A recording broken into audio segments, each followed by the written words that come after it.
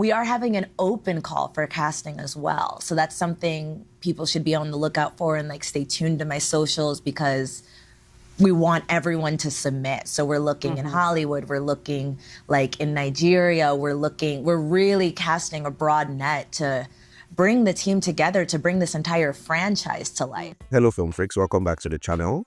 Today we are discussing the Children of Blood and Bones casting that was recently unveiled. And let's just say it's been causing quite the stir. Nigerians had some big expectations, hoping that actors based here in Nigeria would be cast in lead roles. But when the core cast was revealed, that hope was shattered. And Twitter Nigeria hasn't exactly been thrilled by this, and they've been letting their opinions know non-stop. So I get into it, and trust me, I get it. We all want to see authentic representation, especially when a story so deeply rooted in Nigerian culture is headed for the big screen. But before we dive headfirst into outrage, let's talk about how Hollywood works. Because as much as filmmaking is about art and storytelling, it's also a business. It's very important to get that distinction. This is also where I tell you to please like, share, and subscribe to help us grow the channel. Thank you. Now back to the subject at hand. It's no secret that Children of Blood and Bones is a story that feels personal to Nigerians. It draws from our culture, our mythology, our identity. So it's only natural that we want to see ourselves reflected authentically on screen. Not just in the story, but in the faces that bring it to life. This same energy surrounded the Woman King when it came to cinemas, especially the storyline that had to do with the Oyos.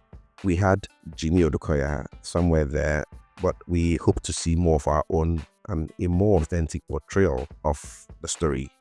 And now we're here again with Children of Blood and Bones, where many feel disappointed that the core cast for the story that should feel more Nigerian because it was written by a Nigerian in the diaspora doesn't include Nigerian actors living in Nigeria playing the leads. But here's the thing. There's a disconnect between our lofty expectations and the reality of how the global film industry operates. And that disconnect often leaves us feeling frustrated, angry, and unseen. Let's face it, Hollywood is a money-making machine, filmmaking is an expensive venture, and investors are in for one thing: return on investment. That is all that matters to them. So when it comes to casting, they rely on a tried and tested formula: recognizable faces that sell tickets. Star power sells, that is a fact.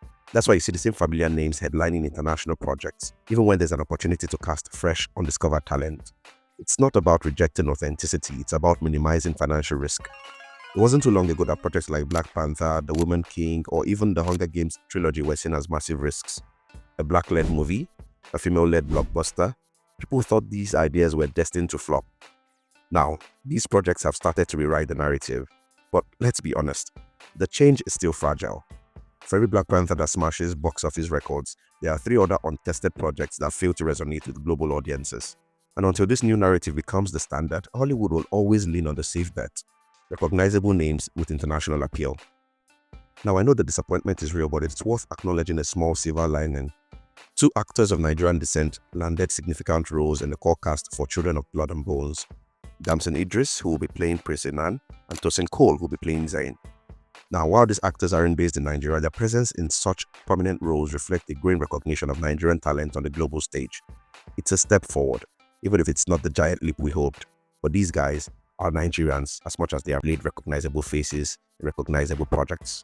And let's not forget, the author of the book that the movie will be based on, Tomi Adeyemi, mentioned that more Nigerian actors based in Nigeria will still be unveiled to play supporting or minor characters. Now, I know that their roles may be small, but their inclusion is another step in the right direction. It shows that doors are opening, even if it's only a crack, for Nigerian actors to play a part in telling our stories on a global stage. So, expecting a Nigerian actor who's lived all their entire life to land a lead role in a Hollywood blockbuster, that's a beautiful dream. But it's not one that comes easy.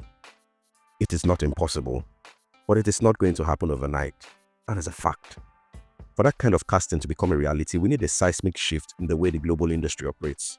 Factors like growing international interest in Nigerian cinema, more Nigerian-led projects performing exceptionally well on a global stage, and the rise of Nigerian actors already working within the Hollywood system would all have to align.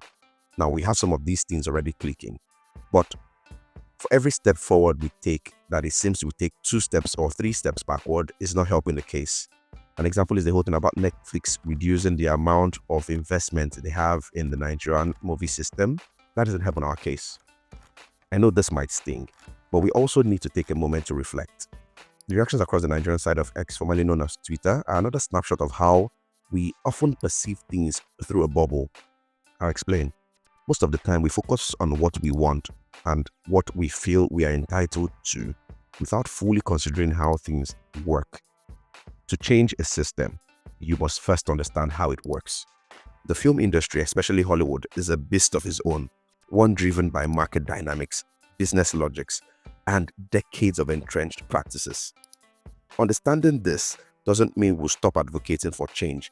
It just means we approach it with realistic expectations and strategies. Like I said already, to change a system, you must first understand how it works. At the end of the day, Children of Blood and Bones has the potential to be a beautiful, powerful story.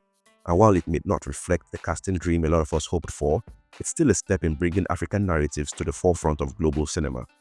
As more Nigerian stories gain traction internationally, the door will open wider for Nigerian actors, Nigerian filmmakers, Nigerian directors, Nigerian talent as a whole, those based at home and abroad. But change, especially in an industry as complex as this, takes time and a collective effort. But I also add this here. As we clamor for a slice of the global stage, let us not forget to continue to build our local industry here at home. Let us not forget that indeed charity begins at home, and the biggest, fastest, and less stressful way to get relevance on the global stage is to make sure that everything is all right at home. If we get it right from here, it then becomes easier to scale up and show out. What did you think about the casting announcement? Are you upset, hopeful, or somewhere in between? Let me know in the comments below, and let's keep the conversation going. I'll see you in the next video.